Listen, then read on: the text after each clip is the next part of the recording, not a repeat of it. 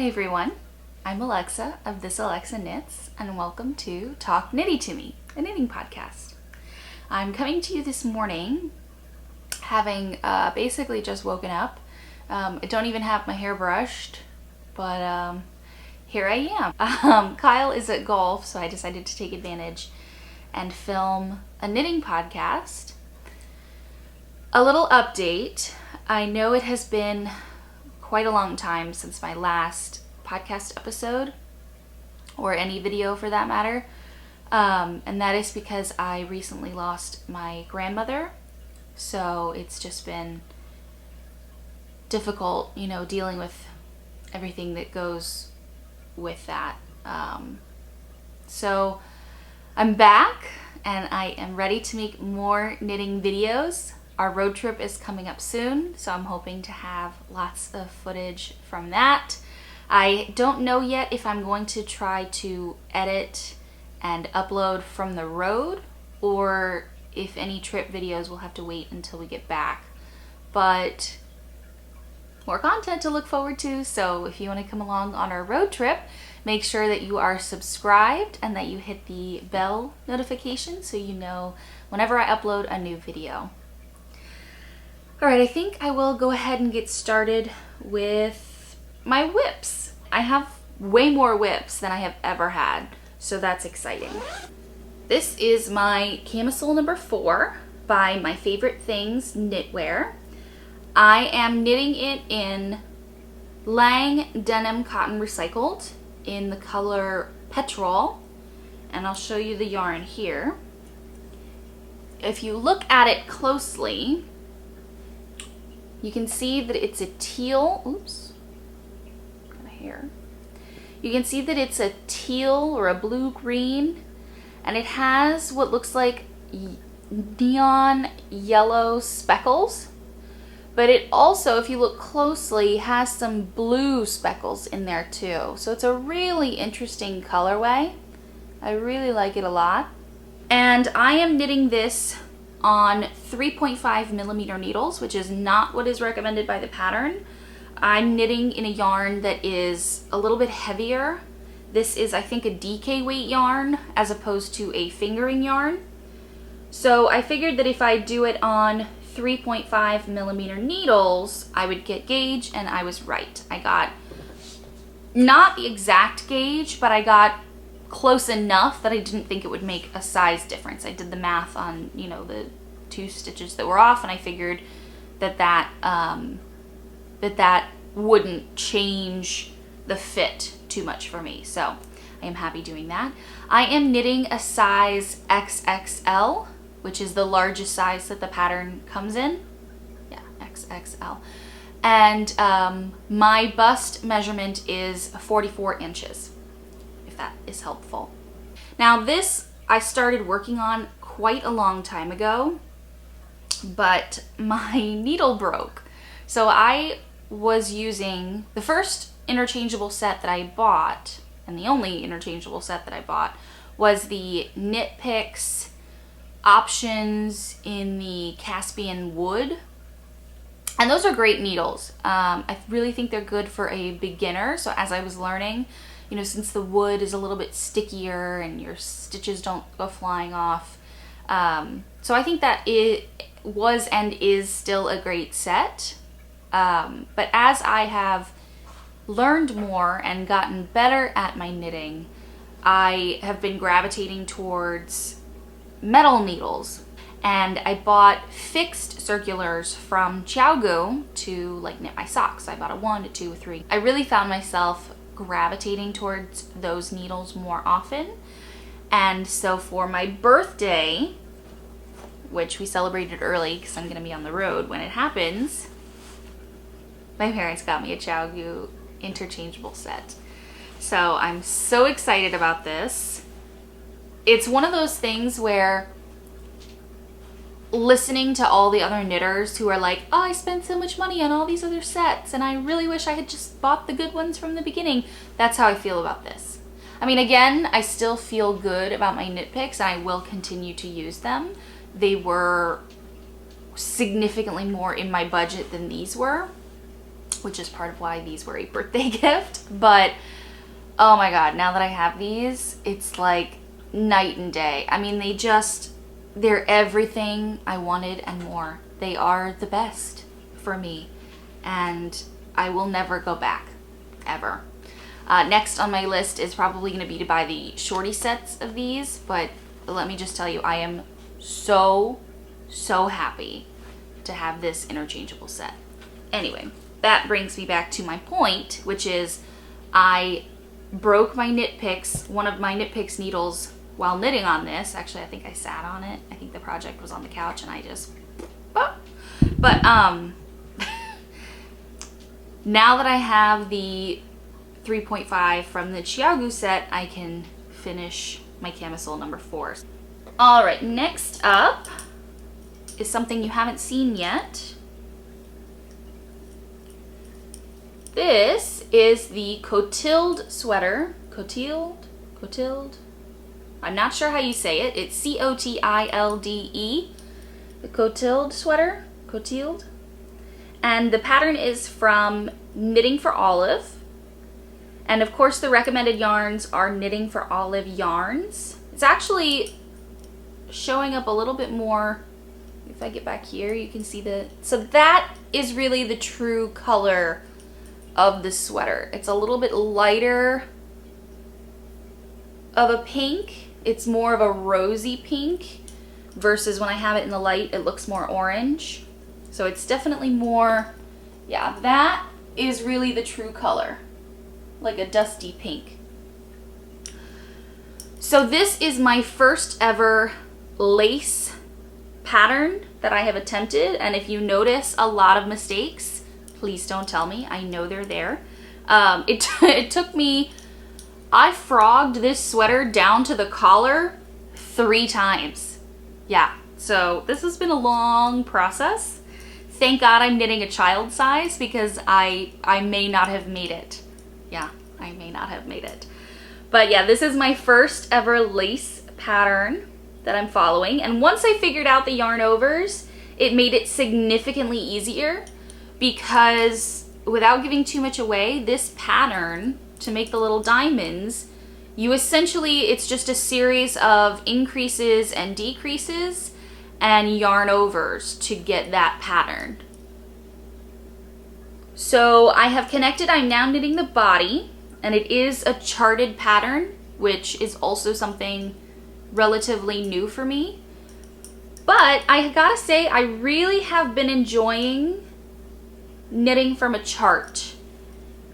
It seemed daunting at first and really difficult to follow, but once I got the hang of what the different symbols mean, so like once I had knit enough stitches that I knew, you know, that a slant meant knit 2 together, it made it significantly easier to follow the pattern. I will say, and this is not sponsored in any way, that using the app Knit Companion has really made it much easier to follow this chart. The way that you can set the chart pieces to like automatically, there's a setting and there's lots of people who have made videos. I know Very Pink Knits has made a video about Knit Companion. Nitty Natty has made a video on Knit Companion. So if you're interested, please go look at theirs. I would try to make a tutorial, but I don't know enough about how it works. I'm still learning about some of the features. So I'm gonna let them explain it to you. But it makes it so much easier to follow charted patterns because of the little sliders. You can move back and forth, so I can figure out like where I am in the repeat and I can keep track. And then it also will just change rows, so I can hit the little row counter button and it'll just move to the next piece of the chart, and it is so much easier than having to like print it out on paper. Because, so like I cross stitch, and when you have a paper pattern in cross stitch, because it's counted cross stitch, you can I just use like a highlighter or a pen and physically cross out the row that I just did, or the, you know, whatever color I've already used up. But because you need to repeat in a charted pattern, I can't highlight over it because then I have to go back and then I would have to highlight over in a different color and it just would get messy and not good. So being able to set it up in Knit Companion where I can set the number of repeats and it will just continue to automatically start back at the beginning or what have you. It's really made this such an easy process for a first-time lace chart knitter. Anyway, back to the project. So this is the Clotilde sweater. It is in the child size. Well, I'm not on gauge. I'm using, the pattern calls for 10.75 millimeter, no, 10 3/4 US size, 7.5 millimeter needles, and I don't have that. Again, I only had my knit pick set, so I'm using size 10.5, which is 6.5 millimeter. Maybe it calls for, no, I got that wrong. 10 3/4 I think is 7 millimeter. No. It must be. No. Yeah. I think 10 3/4 is a 7 millimeter needle. And all I had was 10.5, 6.5 millimeter needle. So the way that I'm dealing with that, because this is a child's sweater and I know the child, obviously, that I am knitting this for, she is about to turn 5, but I am knitting this in the size 8. It comes in even numbered age sizes. So I was torn between knitting the size 6 or the size 8. So I decided to knit the size 8 because I am knitting on smaller needles. I know I should have, but I didn't do a gauge swatch. I just figured if it's fit for an 8-year-old, I just spit. If it's designed to fit an 8-year-old and she's only 5, either she'll have time to grow into it, or knitting on smaller needles it'll fit perfectly, or anywhere in between. But so that's what I'm doing. I'm totally winging it. It seems to be working out. This definitely seems like it will, and it's got, you know, a fair amount of stretch to it. I haven't blocked it, obviously, but I think it's turning out really well. So I'm knitting in the size 8 on 10.5 US 10.5 6.5 millimeter needles. I'm knitting this out of VJ Fibers Mulberry Silk, which is really nice. The silk just feels like I want to make one for myself now out of silk because it's just so nice. And I was a little bit worried about how the silk would take to the lace, but I think it's really working out. And I think after blocking, I really think it'll be okay after I block it. Now, I was a little bit torn. I couldn't decide if I should, like, at some point switch just to stockinette in the body. It is an entirely lace sweater, but I think I'm gonna stick through it. Now that I've really gotten the hang of the pattern, I feel like I could do it pretty quickly. And this is an Aran weight yarn, and because I'm using such big needles, it really goes pretty quickly. So yeah, I'm gonna try to finish that up. We're gonna see her this summer. So this is definitely coming with me on a road trip because I need to try to get as much done. Sorry, I keep jangling the needles. So I need to get as much done on this as possible. We're not gonna see them until the end of the month, so I still have time, but this is definitely coming with me on our road trip so I can finish working on it.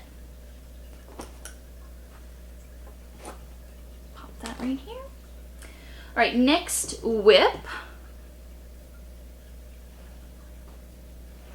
Next whip is a pillowcase.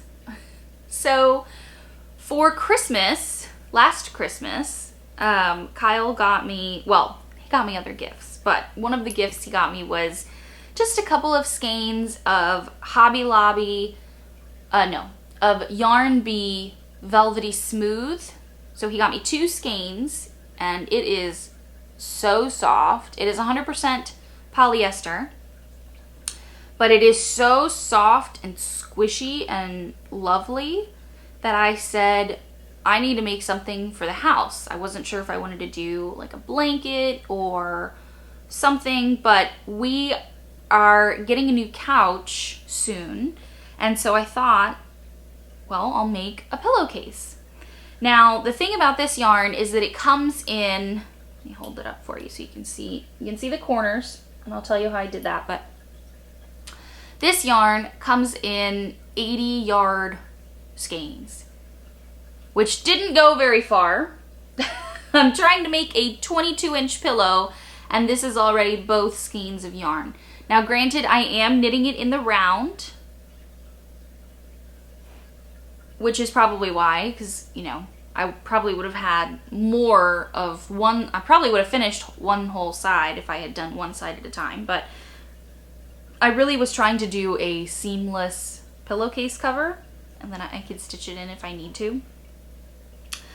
So yeah, this is 160 yards so far, and I ran out. So I'm gonna have to go buy more. I don't know when or where, but there is a Hobby Lobby near me, but it's in Miami's weird because since there's no land, a lot of our shopping centers are like in apartment buildings, so you have to like go into the garage and then like go up to the floor, and so it's just a pain in the butt, and that's why I haven't gone to Hobby Lobby yet to get more. But I know I can order them online, but then I'm worried about we're gonna be gone and whatever. So I am knitting a 22-inch pillowcase. I did not buy a pattern or anything like that. I'm totally winging it. But what I did was I knitted a gauge swatch, counted the stitches per inch, and then figured out how many stitches I would need to do 22 inches. So that is what I'm doing, and then I did do the math for the rows, but I'm just gonna keep kind of trying it on the pillow that I have to see when I need to stop. And like I said, I can't decide if I'm going to try to attempt to make some kind of like flap. Maybe I could put buttons on the one side and then button down a flap, or if I should just Kitchener the pillowcase together once it's on the pillow. Let me know what you think. I like the idea of being able to pull it off and wash it because it is white or cream or ivory. Ivory, I think, is the colorway, the exact colorway. But yeah, this is so soft. I am so excited that it's gonna be a pillow because it is plush and fuzzy, and it's just plain stockinette. So I know it looks a little bit ribbed, but this is just plain stockinette. I'm knitting every stitch, and I am knitting it on size 11 needles. So 11 is 8mm needles. Okay, that is whip number 3. All right, my last whip, actually not my last whip, but this is a very interesting whip. I think you will agree with me. It's gonna be hard for me to show you because of course I'm wearing a dark color and this whip is black, but let's try it. Nurture Bralette by Celine Feyten. And what you're looking at right now is actually the back of it. So it'll be like that, right? So those are, it's a bralette, but it's a very interestingly constructed bralette. So the front pieces will hang off of this provisional cast on that I have, and then these are the back triangles, and so this will be the back of the bra. But the reason this project is so interesting is because the way the pattern is written, it's a totally seamless construction bralette. But the reason that's so interesting is that it actually takes into account like the shape of a cup. So most bralettes are like sports bra style where it's just kind of like a flat piece of fabric. But this one, you actually do short rows to create bust shaping. And so it's knitted top down, I guess you would say. And then you do short rows to account for the shape of your breast. And then it looks legitimately like a bra from the pictures. I'll put a picture here or maybe here. Okay,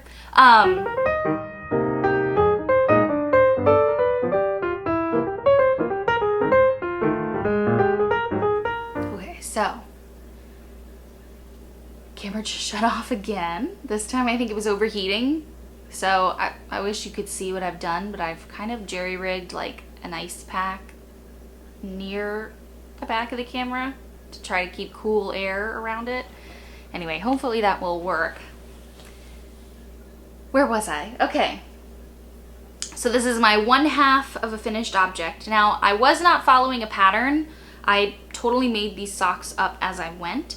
So I'm a toe-up knitter, and I started the foot, and then as I was getting close to where my arch is, I decided to try to make some type of gusset.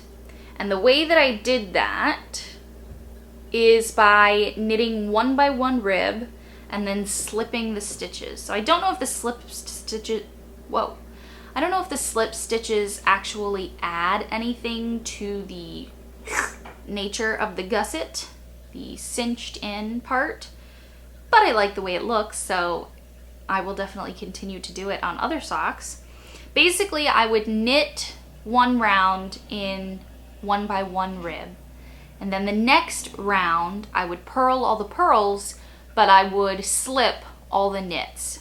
So knit 1, purl 1, and then slip 1, purl 1, basically. And so it gave me this texture. And I really like it. It does do the job of cinching in at the arch. I have particularly high arches, so I really like that detail in socks, and I'm glad that I figured out a way to do it on my own. And then I did the Fish Lips Kiss heel, which I always do. It's my favorite and the only type of heel I've ever tried to do. And it's called the Fish Lips Kiss heel because it looks like somebody making a fish face. Really easy heel to do. The pattern is only $1 because the pattern maker, whose name I'm blanking on at the moment, but I will link down below, wanted to make it accessible for everyone, and it is a really clever, really easy heel to do. It does use short rows, but they're so easy. It's so easy that I basically have the whole pattern memorized at this point. So I just did some leg stitches wherever I felt like stopping, and then I did about 10 rows in 2 by 2 rib. And I'm waiting to cut that until I block it. 2 by 2 rib. So yeah, these are half of a finished object. They're my muted rainbow socks. They don't even have a project page in Ravelry, although I may make one just in case you are curious how I did the gusset. I will put that in the notes. All right, my only finished object, aside from my dad's socks that I don't have, is the weekend sweater. You've seen it here before, folks. You have given me input on the process, and guess what? It is finally done. And I haven't even posted any finished pictures of it on my socials. I'm gonna take this, like I said before, to Montana and hopefully get some great finished object photos there, but ta-da! Here it is. See the sleeves? All right, so starting at the collar. Actually, maybe I should just put this on for you so you can see it. Hold, please. All right, so here is my finished weekend sweater. Woo! So I love the way the sleeves came out. They are the perfect length. I really prefer like a bracelet length sleeve. So you can see they are twisted rib. They really just come right to like my natural wrist. Raglan construction, really easy. I love the way that the sleeves turned out. I love this little pop of color. I'll just stand up. Excuse my red sweatpants, because you were not supposed to see these. So here's what the bottom looks like. Twisted rib. It hits like right at the perfect spot. This is where I prefer my sweaters to hit. Now I do want to point out one thing, and let me just tip you up a little so you can see a little better. I'll scoot down. Now, the sleeves, I definitely screwed up on because, so this sleeve I think is the better one. I think when I picked up stitches, I did everything right. Like I did the decreases right and all that. But this one is like way baggier and puffier, and I have this ridge here. So I think I may have picked up too many stitches, or not picked up, like maybe too many stitches in the bottom, or I had just a different stitch count for each sleeve, and so when I did the decreases, they came out different. I'm not 100% sure, but hopefully it's the kind of thing that like when I'm wearing it, you really don't like, I don't think anybody will notice that because, you know, I think it looks pretty good. For my first finished sweater, I'm very pleased with the way it came out. The cotton, after blocking, the cotton is so soft. It's really a nice, cozy sweater for being in cotton. So again, I love the way the sleeves worked out. I really love the color. I think it makes it a little more interesting. I definitely think it looks like a design choice and not like I feared, like it looked like I was running out of yarn, but I'm really, really pleased with the way everything turned out. The neck is a bit, I was hoping more for like a neckline that sat down just kind of at the base of my throat. And this is a little turtlenecky, so I know for the future to cast on more stitches. I think what I would do next time is instead, well, let me take this off. So what I think I would do next time, because it is a double folded collar, I think I will cast on more stitches than the pattern calls for to make that opening wider.